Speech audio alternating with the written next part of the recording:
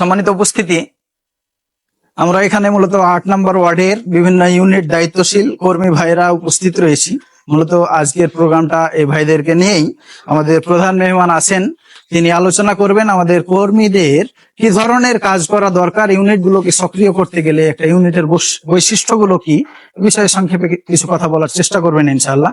আমাকে বলা হয়েছে যে ইসলামী আন্দোলনের কর্মীদের পারস্পরিক সম্পর্কের বিষয়ে কিছু কথা বলার জন্য।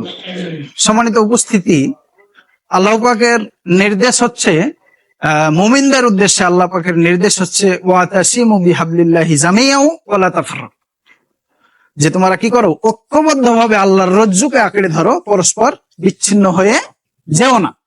আল্লাহর রজ্জুকে ঐক্যভাবে আঁকড়িয়ে ধরার মানেটা কি? অনেক তাফসীর কারকগণ এরূপ ভাবে লেখার চেষ্টা করেন উদাহরণ দিয়ে বোঝানোর উদ্দেশ্যে। দেখেন প্রিয় উপস্থিতি, আমরা যদি কোনো ব্যক্তি যদি কুয়ার মধ্যে পড়ে যাই, ওকে উঠানোর জন্য আমরা যদি একটা রশি ছেড়ে দিই কুয়ার ভিতরে, তো এই রশিটা মানে তাকে উঠানোর জন্য যে ছাড়লাম, ওকে তো আমরা বলবো যে শক্ত করে রশিটা ধরো, আমরা উপর থেকে টান দিচ্ছি, তাই কি না? তাহলে ওই যদি শক্তভাবে রশিটাকে ধরে, তাহলে আমরা ওই কুয়ার ভিতর থেকে তাকে উঠানো সম্ভব। ওই যদি রশিটা ছেড়ে দেয় তাহলে কিন্তু সম্ভব না। তাফসীর কারকগণ অনেকে লেখার চেষ্টা করছে এরূপ ভাবে যে, ধরুন আল্লাহ পাক জান্নাতে নেওয়ার জন্য মুমিনদেরকে একটা রশি ছেড়ে দিয়েছেন দুনিয়াতে। এই রশিটা জান্নাতে যারা যেতে চায় তারা এই রশিটাকে আঁকড়ে ধরবে। যারা আঁকড়ে ধরতে পারবে মজবুত ভাবে, তারাকেই আল্লাহ টেনে জান্নাত পর্যন্ত নিয়ে যাবেন। আর এক্ষেত্রে যারা আগ্রহী না, ইন্টারেস্টেড না, আঁকড়ে ধরতে ব্যর্থ হবে, তারা কিন্তু ওই রশি ধরে জান্নাতে যাওয়ার সুযোগ পাইল না। এই রশিটা কি? আল্লাহ রাসূল সাল্লাল্লাহু আলাইহি ওয়াসাল্লাম বিদায় হজের ভাষণে বলছিলেন, আমি দুটি জিনিস তোমাদের জন্য রেখে যাচ্ছি, একটা হচ্ছে আল্লাহর কোরআন, আর একটা হচ্ছে আমার কথা বা হাদিস। তাহলে এই কোরআন এবং হাদিস, এই দুটা জিনিসকে যারা আঁকড়ে ধরে রাখতে পারবে, এই কোরআন হাদিস রশি আকারে তোমাদেরকে জান্নাত পর্যন্ত পৌঁছে দিতে সক্ষম। তাই প্রিয় উপস্থিতি, আল্লাহ পাক আমাদেরকে ঐক্যবদ্ধভাবে জান্নাতের পথে আগাইতে, ঐক্যবদ্ধভাবে দিন প্রতিষ্ঠার কাজ করতে থাকতে বলেছেন। তাই প্রিয় উপস্থিতি, শুধু তাই নয়, আল্লাহ পাক এরূপ ভাবে আমাদেরকে বলছেন যে ইন্নাল্লাহা ইউহিব্বুল্লাযীনা ইউকাতিলুনা ফি সাবিলিহি সাফফান কাআন্নাহুম বুনিয়ানুম মারসুস, যে আল্লাহ পাক সেই সকল ব্যক্তিদেরকেই ভালোবাসেন যারা কি করে, আল্লাহর পথে সীসা ঢালা প্রাচীরের ন্যায় ঐক্যবদ্ধ থাকে। আল্লাহর পথে ঐক্যবদ্ধ থেকে লড়াই করে, এই ঐক্যবদ্ধতা কেমন হবে? সীসা ঢালা প্রাচীরের নেই। সীসা ঢালা প্রাচীর এখানে ব্যবহার করলেন কেন আল্লাহ? সাধারণ ওয়ালের কথা ব্যবহার করতে পারতেন। দেখেন এই সাধারণ ওয়ালের যে মজবুতি, এই যে আমাদের এখানে একটা ওয়াল দেওয়া আছে, মজবুত করে দেওয়া আছে, ভাঙানো যাবে না। তারপর এই মজবুত ওয়াল, আর এর পাশে একটা যদি আমরা লোহাকে গলিয়ে এই লোহা দ্বারা যদি একটা ওয়াল দিই, তাহলে এই ওয়ালটা শক্ত হবে না? হবে না? বেশি শক্ত হবে। আল্লাহ সীসা ঢালা প্রাচীর বললেন। সীসা যেগুলোকে লোহাকে গলিত লোহা সীসায় রূপ লাভ করে, এই লোহা দিয়ে যদি একটা ওয়াল দেওয়া হয়, সাধারণ ওয়ালের চেয়ে মজবুত হয়। আল্লাহ এই শব্দটা ব্যবহার করেছেন মূলত এতটাই মজবুত যেটাকে ভাঙানোটাই কঠিন, অসম্ভব। তাই প্রিয় উপস্থিতি, আল্লাহ আমাদেরকে ঐক্যবদ্ধভাবে আল্লাহর পথে সংগ্রাম করার জন্য বলেছেন। তো এখন একটা ছোট্ট উদাহরণ দিয়ে আমাদের কর্মী ভাইদের সম্পর্কটা, পারস্পরিক সম্পর্কটা কেমন হওয়া উচিত এ বিষয়ে আমি একটু বলার চেষ্টা করছি। আমরা কিছুদিন আগেই কে যেন আমাদের মাঝে একটা গল্প করছিল যে চাঁপাইনবাবগঞ্জ 12 ব্রিজ পার হয়ে যায় ওই মোড়ে কোনো একজন ব্যক্তিকে ওই অবৈধ মোবাইলের কারণে পুলিশ ধরে ফেলেছে। অবৈধ মোবাইল মানে ইন্ডিয়া থেকে পাচার হয়ে যে মোবাইল গুলো আসছে, ওই মোবাইল গুলো এখন সচরাচর সবাই ক্রয় করছে। তো ওই ব্যক্তিকে, যুবককে ধরে ফেলেছে। ওই যুবক আবার যে কোনো ঘরানার একটা লিডার, মানে নেশাখোর গ্রুপের একটা লিডার হতে পারে, বিগত সময়ের সরকারের অধীনের একটা লিডার হতে পারে, যার একটা সার্কেল আছে, যে সার্কেল তার কথায় উঠা বসা করে। এই যুবক করছে কি, তাৎক্ষণিক ভাবে একটা ফোন দিয়ে দিয়েছে যে তোমরা সবাই উপস্থিত, আমাকে এই জায়গায় পুলিশে মানে ধরে ফেলেছে, আটকে ফেলেছে। ওর একটা ফোনে পরবর্তী সময়ে দেখা গেল 30-40 জন যুবক ওই জায়গায় উপস্থিত। এরপর ও জোর গলায় বলতে লাগলো, ওই যে ওর সহপাঠীদেরকে পেয়েছে, বন্ধুদেরকে পাইছে, জোর গলায় বলতে লাগলো, আপনি আমাকে আটকাইলেন কেন? আপনি পুলিশদের, আপনি দায়িত্বশীলদের পকেটে দেখেন, এটা তো এখন বৈধতা পেয়ে গেছে। আপনি 100টা ব্যক্তির ফোন চেক করেন, দেখা যাবে কি যে 50টা ব্যক্তির ফোনই হয়েছে ওই যে ইন্ডিয়ান চোরাই ফোন। তাহলে এটার যদি নিয়ম হইতে হয়, আমাকে যদি আটকাইতে হয়, তাহলে একটা নিয়ম করার পর, এটা অবৈধ ঘোষণা করার পর সকলকে আগে ঘোষণা দিতে হবে যে এটা ব্যবহার করা যাবে না, তারপর আপনি আটকাইবেন। আপনার পকেটের ফোনটা বের করলেও তো দেখা যেতে পারে যে এটা হয়তো বা ইন্ডিয়ান ফোন আপনি ব্যবহার করছেন, এরকম হতে পারে। আপনি আটকাইবেন কেন আমাকে?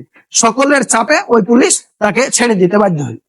তাহলে দেখেন, একটা নেশাখোর গ্রুপের একজন ব্যক্তি যদি এই চেনটা, সার্কেলটা যদি এরকম মজবুত হয় যে মুহূর্তের মধ্যে তাদেরকে উপস্থিত করে, এখন আমাদের ইসলামী আন্দোলনের কর্মী পূর্বের ইতিহাসগুলো আমরা যদি পর্যালোচনা করি অনেক কিছু আমরা শিক্ষা পাবো, কিন্তু বর্তমান সময়ে আমরা যদি লক্ষ্য করি যে আমাদের ইসলামী আন্দোলনের একজন কর্মী অবহেলিত হচ্ছে, লাঞ্ছিত হচ্ছে, অপমানিত হচ্ছে, নির্যাতিত হচ্ছে, আর আরেকজন কর্মী আমি দাঁড়িয়ে দাঁড়িয়ে তা দেখছি। এই চরিত্র যদি থাকে, আমি কি ইসলামী আন্দোলনের একজন মান পর্যায়ের কর্মী হইতে পারবো? কোশ্চেন কালে না। আল্লাহ তো আমাদের চাই যে একের প্রতি অপরের যে মহব্বত, ভালোবাসা, এটা বৃদ্ধি পায়। আপনি জানেন, আমরা জানি যে ওই যে শপথ নিয়েছিল রাসূল সাল্লাল্লাহু আলাইহি ইসলামের হাতের ওপর হাত রেখে, কি ঘটনার প্রেক্ষিতে এটা আমরা জানি। ওসমান রাদিয়াল্লাহু তাআলা আনহুকে পাঠানো হয়েছিল, কাফেররা ওকে বন্দী করে দিয়েছে, প্রচার করেছে যে তাকে হত্যা করা হয়েছে। তো উসমান রাদিয়াল্লাহু তাআলা আনহু রাসূলুল্লাহ সাল্লাল্লাহু আলাইহি ওয়াসাল্লামের সাথে যে সাহাবীগুলো রয়েছে, তাদের কারো পিতা বা ছেলে বা ভাইস্তা বা ভাই এরকম কেউ না, দিনই ভাই সবাই। রাসূলুল্লাহ সাল্লাল্লাহু আলাইহি ওয়াসাল্লামের সাথে থাকা সাহাবীগণ সেই সময় স্পষ্ট ভাষায় বলেছিল, রাসূলের হাতে হাত রেখে স্পষ্ট ভাষায় বলেছিল যে আমাদের দিনই ভাই উসমান রাদিয়াল্লাহু তাআলা আনহুর হত্যার বদলা না নেওয়া পর্যন্ত, আমাদের শরীরের শেষ রক্তবিন্দু থাকার আগ পর্যন্ত আমরা ঘরে ফিরে যাব না। এইরূপ ভাবে রাসূলের হাতে হাত রেখে শপথ নিয়েছিল। এই শপথের ব্যাপারে আল্লাহ আবার কোরআনের আয়াত নাযিল করে রাসূল সাল্লাল্লাহু আলাইহি ওয়াসাল্লামকে জানাচ্ছেন, শুধু আপনি মনে করেন না আপনার হাতের উপর শুধু সাহাবায়ে কেরামদের হাত ছিল, আমার বান্দাদের হাত ছিল। ওই হাতের উপর আমি আল্লাহর কুদরতি হাতও ছিল, এবং আমার কাছে এটা এতটাই গ্রহণযোগ্য এবং পছন্দনীয় হয়েছে। পরবর্তীতে উসমান রাদিয়াল্লাহু তাআলা আনহুকে তারা হত্যা করেনি, চাপের মুখে পড়ে তাকে ছাড়তে বাধ্য হয়েছে। তাই প্রিয় উপস্থিতি, ইসলামী আন্দোলনের কর্মীদের পারস্পরিক সম্পর্কটা এ পর্যায়ে থাকাটাই দরকার। এখন আমরা জানি নেশাখোর গ্রুপের একটা সদস্যদের সম্পর্ক এরকম পর্যায়ে থাকে যে একজন ডাক দিলে আর 5 জন উপস্থিত হয়ে যায়। যে আমাদের ইসলামী আন্দোলনের কর্মীদের এরকম একটা সম্পর্কের প্রয়োজন আছে না নাই? প্রয়োজন আছে। এটা কি উদ্দেশ্যে আমরা এই সম্পর্কটা তৈরি করব? এই সম্পর্কটা তৈরি করলে আমার লাভটা কি?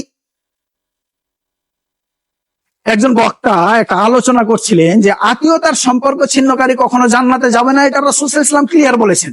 এখন ওই বক্তা বুঝাইতে চাচ্ছেন শ্রোতাদেরকে যে আপনি আত্মীয়তার সম্পর্ক ধরে রাখবেন কেন? এখন প্রশ্ন হচ্ছে, আমি আমার আত্মীয়র সাথে সম্পর্ক রাখতে চাই, ওই আত্মীয় এমন আচরণ করছে তার সঙ্গে সম্পর্ক রাখাই আমার কঠিন। মানে আমি কোনো অপরাধী না, তারপর আমার উপর নির্যাতন করছে, অপবাদ দিছে, আমার সাথে চলবে না, আমার দিকে পিঠ ঘুরিয়ে চলার চেষ্টা করছে। এই পর্যায়ে ওই আত্মীয়তাটার সঙ্গে আমি কিভাবে সম্পর্ক রক্ষা করতে পারি? ওই আলেম বুঝাতে চাচ্ছেন, যদি আপনি জান্নাত পেতে চান, যদি আপনি জান্নাত পেতে চান, আল্লাহর নির্দেশ হচ্ছে আত্মীয়র সঙ্গে আপনার সম্পর্ক রাখতে হবে। এক পক্ষ আত্মীয় মানে সম্পর্ক রাখবে না বলে যতই চেষ্টা করুক, আপনাকে আল্লাহর নির্দেশ পালনের উদ্দেশ্যে জান্নাতে যাওয়ার খাতিরে ওই সম্পর্কটা কিভাবে টিকিয়ে রাখা যায় এটার জন্য চেষ্টা করতে হবে। আর এ ব্যাপারে আল্লাহর ঘোষণা রয়েছে যে আল্লাহ পাক রাসূলুল্লাহ সাল্লাল্লাহু আলাইহি ওয়াসাল্লামকে বলছেন যে আমি আপনাকে কি করেছি? নরম দিলের মানুষ করেছি। সুতরাং আপনি যদি কড়া মেজাজের হইতেন, আপনার আশেপাশে লোকজন পাইতেন না। সুতরাং আপনি কি করেন? পরস্পরের সাথে পরামর্শের ভিত্তিতে কাজ করেন, যে সিদ্ধান্ত নেবেন আল্লাহর উপর তাওয়াক্কুল করেন, তাহলে কি হবে? আর আপনি মন্দের জবাব কি দিয়ে দেন? ভালো দিয়ে দেন। এক সময় কি হবে? আপনার প্রকাশ্য শত্রু আপনার উত্তম বন্ধুতে পরিণত হবে। সেক্ষেত্রে আমার দিকে পিঠ ঘুরিয়ে চলছে বলে আমি আর ওর পরোয়া করবো না, ওর সাথে সম্পর্ক রাখবো না, এটা কিন্তু আমারও পিঠ ঘুরিয়ে চলাই হয়ে গেল। আমার সাথে আরেকজনের একটা দুঃসম্পর্ক তৈরি হইতেই পারে। এখন আল্লাহকে সন্তুষ্ট করবো বলে আমার অপরাধ ছিল না, তারপরেও সম্পর্কটা টিকিয়ে রাখতে পারলে আল্লাহ সন্তুষ্ট হবে, আল্লাহ আমাকে জান্নাতের দিকে ধাবিত করবেন। এই উদ্দেশ্য নিয়ে যদি আমার অপরাধ না থাকার পরেও আমি গিয়ে আগে সালামটা দিতে পারতাম, সম্পর্কটা মিলিয়ে যেত না, যেত না। এই বৈশিষ্ট্যটা আমাদেরকে অর্জন করতে হবে। প্রত্যেকটা আত্মীয় স্বজন থেকে শুরু করে, পরিবারের সদস্যদের থেকে শুরু করে, আজকে আমাদেরকে দুঃখের সাথে বলতে হয় যে মুসলমানদের মাঝেই আমাদের সবচেয়ে নিকট সম্পর্ক গালার সাথেই চলাফেরা কম, দূরের গালার সাথে আমাদের চলাফেরা বেশি। অথচ হওয়ার কথা ছিল কি, যদি মুমিনদের বৈশিষ্ট্য গুণ আমাদের ভিতরে থাকতো, তাহলে রক্তের সম্পর্ক গালা আমাদের সর্বোত্তম সম্পর্ক হওয়ার কথা ছিল। কিন্তু সেই জায়গায় আমরা দেখি রক্তের সম্পর্ককে আমরা সর্বোচ্চ ঘৃণা করার চেষ্টা করি। তাই প্রিয় উপস্থিতি, রক্তের সম্পর্ক টিকিয়ে রাখার পাশাপাশি, আত্মীয়তার সম্পর্ক টিকিয়ে রাখার পাশাপাশি, ইসলামী আন্দোলনের একটা দিনই ভাই আমার আপনি আজ দেখেন তো দেখি, সারা বিশ্বের অমুসলিমদের দিকে তাকিয়ে দেখেন, নিজেদের স্বার্থের ব্যাপারে প্রত্যেকটা অমুসলিম নিজেদের মাঝে একটা কি ইউনিটি তৈরি করে আছে। ইউনিটি তৈরি করে আছে বিধায় এই কোটি কোটি মুসলমান সারা পৃথিবীতে থাকার পরেও মুসলমানদের উপর নির্যাতন চালাতে পারছে।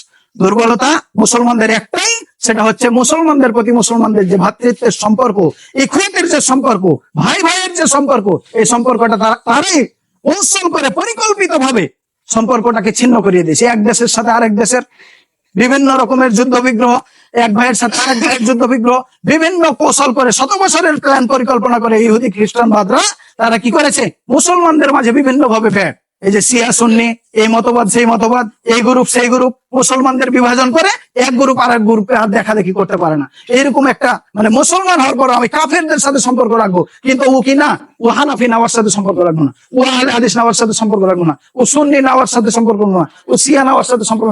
এইরকম বিভাজন ডালা হইলো কেন? এটা পরিকল্পিত ভাবে তারা আমাদের মাঝে করিয়ে দিয়েছে। আর তারা কি করেছে, তারা তাদের স্বার্থের ব্যাপারে, মুসলমানদেরকে নিধনের ব্যাপারে তারা সবাই ঐক্যবদ্ধ। অন্যান্য ক্ষেত্রে তাদের বিভাজন থাকলেও মুসলমান যেখানে মারা দরকার ওই জায়গায় কিন্তু তারা সবাই ঐক্যবদ্ধ হচ্ছে। তাই প্রিয় উপস্থিতি, আমাদের যে বৈশিষ্ট্যটা থাকা দরকার ছিল মুসলমানদের, সেই বৈশিষ্ট্যটা আজ তারা ধারণ করছে। আর তাদের যে বিচ্ছিন্ন বৈশিষ্ট্যটা ওটা আমাদের উপর চাপিয়ে দেওয়া হয়েছে। আমাদেরকে এইসব বিষয়গুলা মাথায় রাখতে হবে। যদি আমরা দুনিয়ার জিন্দেগিটাকে নিঃস্বার্থ ভাবে দেখতে চাই, পরকালীন জিন্দেগিতে অবশ্যই যদি আমরা জান্নাত পেতেই চাই, আল্লাহর যদি আমরা একজন কবুলিয়াত গ্রহণযোগ্য ইমানদার খাঁটি বান্দা হতে চাই, তাহলে আল্লাহর নির্দেশগুলোকে অনুসরণ করা দরকার আছে না নাই? আল্লাহর নির্দেশের মধ্যে অন্যতম একটা নির্দেশ হচ্ছে আমাদেরকে ঐক্যবদ্ধ ভাবে কান্নাহুম বুনিয়ানুম মারসুস, সীসা ঢালা প্রাচীরের ন্যায় ঐক্যবদ্ধ ভাবে সম্পর্ক বজায় রাখতে হবে। পাশাপাশি দিনী ভাই হিসেবে দিনী ভাইয়ের যাবতীয় কল্যাণকর বিষয়ে যেন আমরা কাজে লাগতে পারি। আমি আমার নিজের জন্য যা কিছু কল্যাণকর চাই তা আমার মুমিন ভাইদের জন্য যেন চাইতে পারি। আমি আমার নিজের জন্য যা কিছু পছন্দ করি আমার মুমিন ভাইদের জন্য তাকে পছন্দ করতে পারি। আমি আমার বিপদে পড়ে গেলে আমার মুমিন ভাইকে পাশে পাওয়ার জন্য, আমার দিনী ভাইকে বিপদে পড়লে তার পাশে যেন আমি দাঁড়াতে পারি, এই মানসিকতা নিয়ে আমি অপরাধ করিনি, আমার ভাইটাই অপরাধ করে ফেলেছি, তাকে সংশোধনের সুযোগ দিয়ে আমি নিজেই ছোট হয়ে গিয়ে যাতে সম্পর্কটা মিলিয়ে নিতে পারি, এই বৈশিষ্ট্যগুলো ধারণ করে ইসলামী আন্দোলনের কর্মীদের যে পারস্পরিক সম্পর্ক হওয়া দরকার, সেই পারস্পরিক সম্পর্কের দিকে আমরা যদি অগ্রসর হতে পারি, আমাদের জীবনের ন্যারো মাইন্ডেড কুচিন্তা ধারাগুলোকে দূরে সরিয়ে দিয়ে আমরা যেন আল্লাহকে সন্তুষ্ট করার জন্য এবং জান্নাত লাভের জন্য আমরা সবাই পরস্পরের ভাই ভাই হিসেবে, দিনী ভাই হিসেবে আমরা যাতে জীবন পরিচালনা করতে পারি, আল্লাহ আমাদেরকে জান্নাতের পথে পরিচালিত হওয়ার তৌফিক দান করুক। আমরা সকলে বলি আল্লাহুম্মা আমিন। ওয়া আখিরু দাওয়ানা আলহামদুলিল্লাহি রাব্বিল আলামিন।